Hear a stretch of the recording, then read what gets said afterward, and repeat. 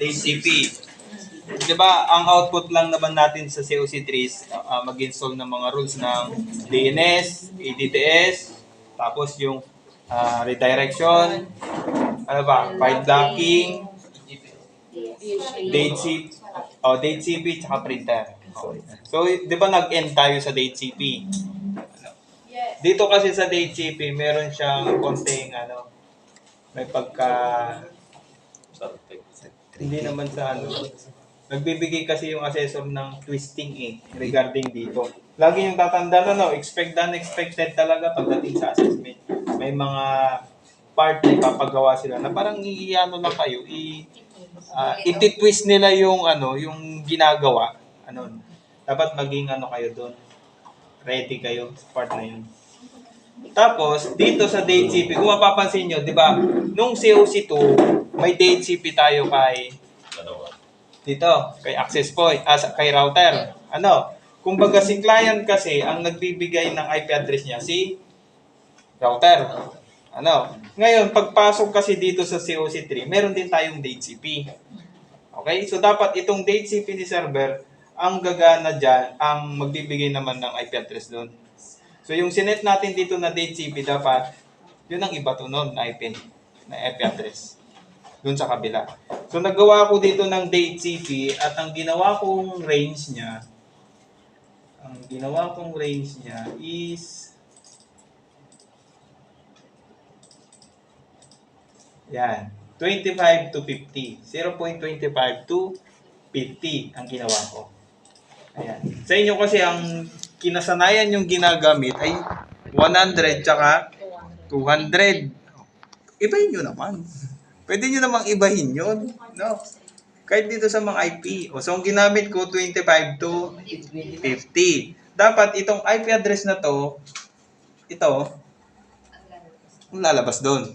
From 25 to 50. Kasi di ba si Windows 10, wala siyang IP, kundi naka-dynamic siya, naka-automatic. So, dapat check natin dito. Ayan. Dapat ang lalabas dito, di ba dito natin iti-test yung IP address ni client. Dito. Ayan. IP address. Di ba yung 0.29 kanina yung nanggaling? Kay router. So, ibig sabihin, itong DHCP natin kay server, hindi pa gumagana kasi ang ginagamit niya kay router. Para gumana to, kailangan nating i-off yung DHCP ni router. Para ang gumana na DHCP, yung kay server. Kasi COC3 na tayo Okay? Pwedeng isang gawin nyo ganito. Punta kayo doon sa router. So, bubuksan natin si router. 1 ba? 1. Ayan. So, bubuksan natin. I-off lang natin.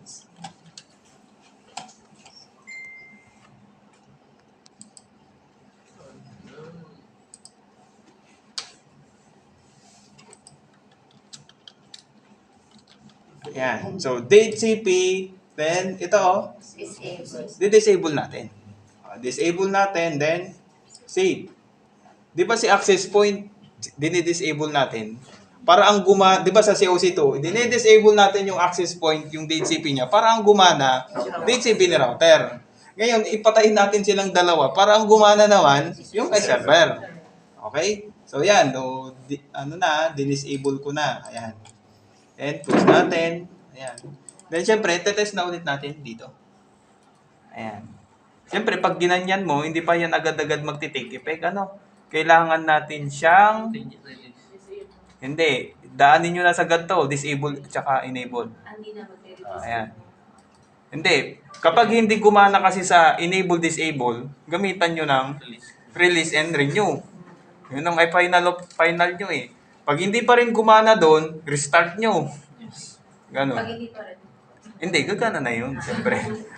Testingin natin. Ganito. Lumalabas yung ganitong user's account control kasi nga, nakalagin to as a user account. Okay? So, ganyan talagang mangyayari. Hihingi siya ng permission dito sa server. So, ang lalagay lang natin dito is laging administrator. Ano? Tapos yung password. Ayan. Then, yes. Ayan. Ayan, naka-disable na. Then, enable ulit natin. Ayan. Ito lang ang pangit pag naka-user account eh. Naming ganyan.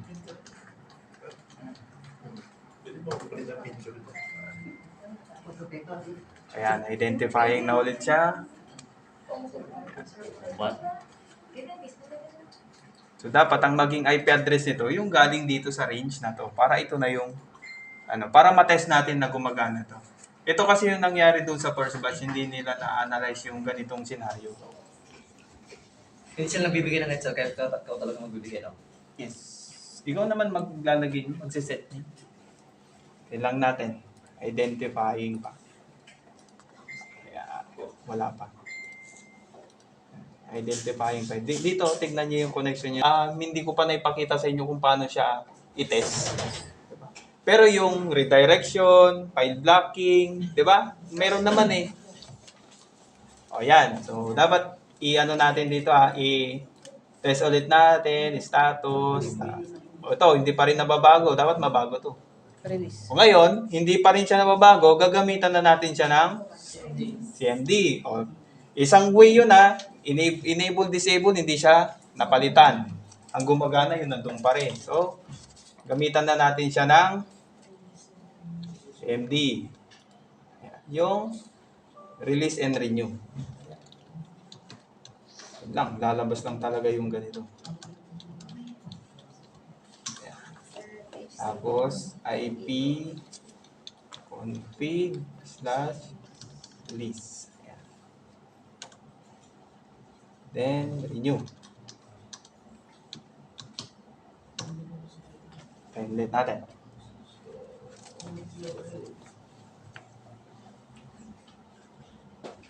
Sir, so pwedeng after COC2, pag naping na natin din ang i-disable yung router.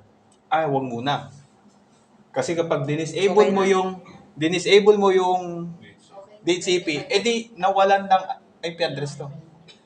Nawalan ng IP address. Gagawin mo lang to pag nandito ka na sa part ng DHCP. Yes. Gagawin mo lang naman to kung hinahanap sa'yo ng assessor mo. Kung gusto niya na paganahin mo to. Pero pag hindi naman, diretso mo. Ngayon, pinapakita ko lang sa inyo kung paano siya i-test. Kumbaga, meron kang output na, ito gumagana. Diba? Testing. Sa mga nasa nag-assessment? Actually, yung sa nag-assessment na 10, 5 ang nakagawa nito, yung 5 hindi. Yung 5 hindi nakagawa yung gumagawa? Yes, hindi nila napagana to. Kasi hindi na nila na-analyze na patayin yung router. Actually, tanggalin mo lang yung connection ng router eh. Pag tinanggal mo yung connection ng router, di ang papasok. Ito na. Di ba? Kahit hindi mo na siya disable, tanggalin mo lang yung kable niya. So, pwedeng gawin yan, sir? Yes, pwede rin gawin yun. Kanya-kanyang discarding ha. Basta mapalabas lang yan. Umutit na lang. Basta mapalabas lang yan. Oo, basta ito, mapalabas mo lang. Ayan o, gumana naman na dito. 0.25. Para sure lang, ayan, 0.25. So, ang ibig sabihin, ito na yung gumagana. Hindi na yung kay router. Kung tinatamad kayong buksan yung router para i-turn off yung DHCP, tanggalin nyo yung kable niya. Tanggalin mo lang kunting ganun para hindi siya gumana. Di ba? Simple as that. Okay na? Ayan. Isa pang way sa COC sa COC2. Balik muna ako sa COC2. 'Di ba ang pinapagamit ko sa inyo is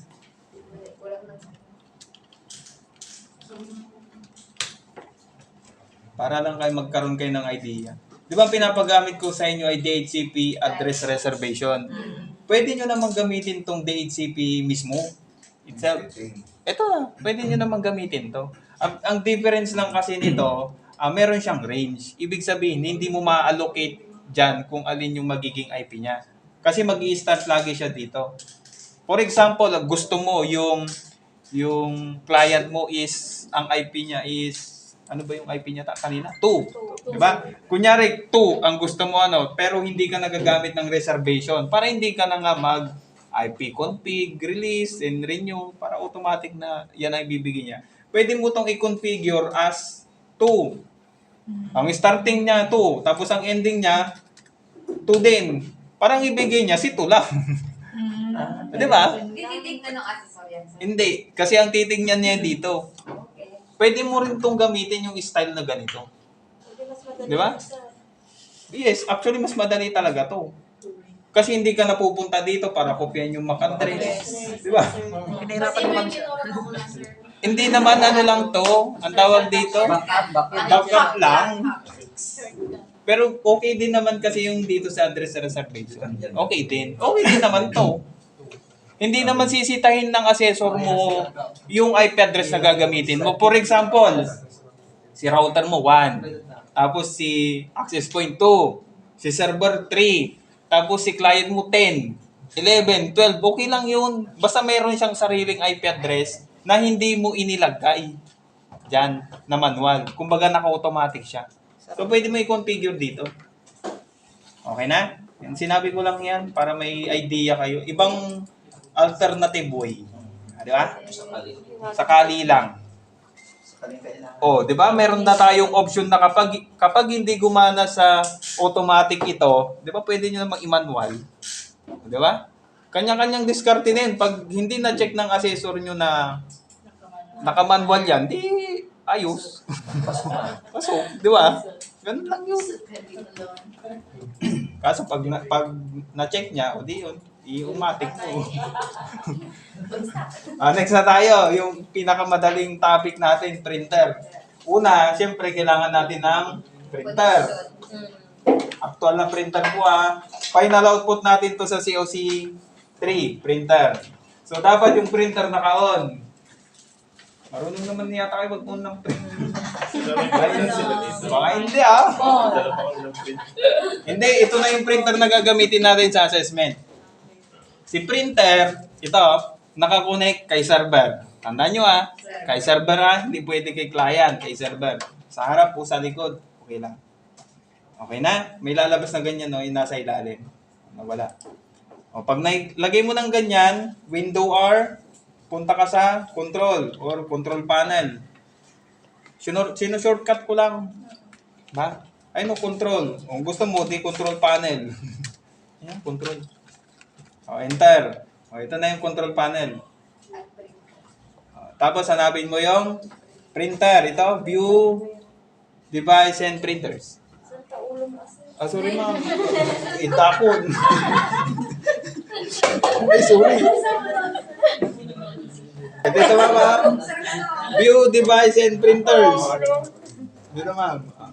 Okay na. O, yan. Saan dyan yung printer natin? HP. Wala? Saan? Hindi pa na-install. Meron na intact Yung may yellow. Hindi pa na-ganito. Ito. Yan. Ito yung printer natin. HP Inktank 110. Ay, ito. Tingnan nyo. Di ba? O, yan yung printer natin. Yung pinaka-easiest na. O yan. So, dapat ganyan. Para ma-determine mo. Oo. Parang maraming tricks yung paghukot sara. O yan. Dapat ganyan na, no? Yung printer natin, right-click, properties. Ito, printer properties. Kasi may properties din, no? Printer properties. Ayan. Lalabas to. Then, sharing. Share this printer. Then, check nyo yung list in the directory. List in the directory. Apply. Okay. Okay na. Okay. So, na-configure na natin dito. Close na natin. Next, doon. Sa Windows 10. Kasi ang magpiprint si Windows 10. Hindi si server. Nasa kanya yung printer. Di pag nag-print ka dito, di automatic. Magpiprint, dapat doon. So, dito, punta kayo dito sa may start. And then, yung gear icon. Settings or yung gear icon. Ayan. Alabas to. Punta kayo sa devices. Then, add a printer. Siguraduhin nyo nandito kayo sa may, dito sa may left side, yung printer ha. Ayan, tapos add a printer. Hanggang sa dapat makita yung printer dyan, lalabas. Ayan, kita nyo yan? HP Ink Tank. Ayan na yun. I-click natin dyan, add devices. Ayan o, connecting. O, hanggang sa makita nyo yung word na ready. So, pag ready na ang gamitin. O, close na natin. Sa assessment, pupunta kayo sa may notepad. Notepad. Ayan yung notepad. Diyan kayo mag-print eh. Okay, so i-click natin dyan. Ayan. Ang ilalagay nyo dyan, pangalan, full name, address, contact number, school, name ng school. O yun na. Tapos, Control P pag magpiprint. Diba? Mga expert mag-print. O, Control P. Naka-default naman na yan sa HP. Yung ginagamit natin. Then, print. Dapat mag-print doon. Okay na. O yan. Tandaan nyo ha, yung printer na kay server. Tapos itong mapiprint na to, ito yung bibigay nyo sa Final output. assessor nyo. Pasado na po ako sa Pag-up and Trip pa lang yan eh. Yan, o, yan, nakapag-print na. O, ganun, yun ang ibibigay nyo. Yun ang output nyo sa 3. Isang output nyo.